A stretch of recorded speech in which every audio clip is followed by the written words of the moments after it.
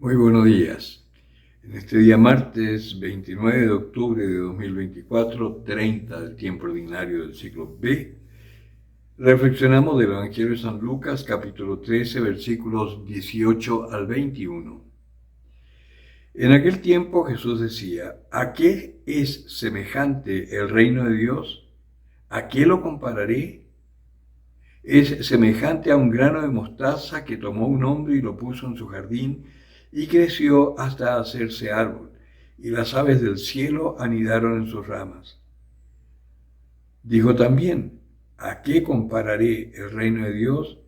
Es semejante a la levadura que tomó una mujer y la metió en 3 medidas de harina hasta que fermentó todo. Palabra del Señor. Nos encontramos frente a estas parábolas, que también se las llamó las parábolas del reino, donde el Señor hace distintas comparaciones para dar a entender una cosa. El reino de Dios, que ya está aquí, según lo dijo el Señor hace 2000 años o más, es un reino que va creciendo de a poquitito. Normalmente los reinos, cuando crecen porque van conquistando y destruyendo al enemigo, por así decir, al conquistado, y lo avasallan hasta que lo transforman obligadamente, so pena de muerte, en sus vasallos. Y así va creciendo. En cambio, el reino de Dios es algo distinto. Y las parábolas que hoy escuchamos hablan de una realidad muy diferente. El reino de Dios primero crece lentamente. La levadura para fermentar necesita un tiempo y necesita una cierta temperatura y unas ciertas condiciones para fermentar. Pero es lento. El árbol de mostaza también crece lento, pero llega a ser muy frondoso.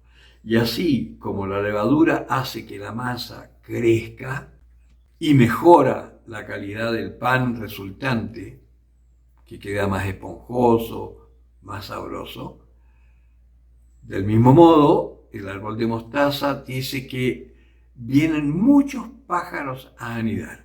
Vale decir, el reino de Dios no se impone. El reino de Dios se presenta y cuando uno lo va conociendo resulta tan atractivo que uno quiere pertenecer. Muy distinto al sometimiento. Es una sumisión a la voluntad de Dios por un deseo de permanecer ahí. Y por eso las aves hacen nido, los seres humanos entran en la iglesia, forman comunidad. Mientras vivimos nuestra fe religiosamente, ya es una ayuda para nuestro espíritu, pero aún nos falta conocer lo que es realmente el cristianismo. Yo lo he dicho muchas veces, el cristianismo en esencia no es una religión. La religión surge del deseo del hombre de ligarse a este ser superior que no sabe muy bien cómo es y lo llamamos de distintas maneras, porque nos damos cuenta, así como Jacob peleó durante toda la noche con un desconocido y al final lo tomó y le dijo: no te suelto hasta que no me bendigas, pero no sabía bien con quién estaba luchando, solo sabía que era más fuerte. De esa misma manera el ser humano intuye que hay como una mente creativa, consciente, que hizo todo esto, que instintivamente nosotros sabemos que no es por azar. Intelectualmente podemos inventar la evolución, como hizo Darwin, ¿no? Y que el hombre desciende del mono, pero eso es una cosa racional. Intuitivamente el hombre sabe que hay una creación particular y no es solamente una combinación de aminoácidos y moléculas para formar la vida. Hay una mente creativa. Y a esa mente creativa, a ese ser pensante, lo llama Alá, Pachamama, Vishnu, todos los nombres que tú le quieras, pero el Señor, esta mente creativa, Dios creador, se manifestó a través de profetas a un pueblo particular. para que el hombre, a través de ese pueblo y de su tradición, llegase a conocerle y se manifestó como Padre. El pueblo judío no entendió bien cuál era su misión. El mismo Dios entonces, por amor a su creación, se hace hombre en Jesucristo y Jesucristo viene y nos empieza a hablar del reino.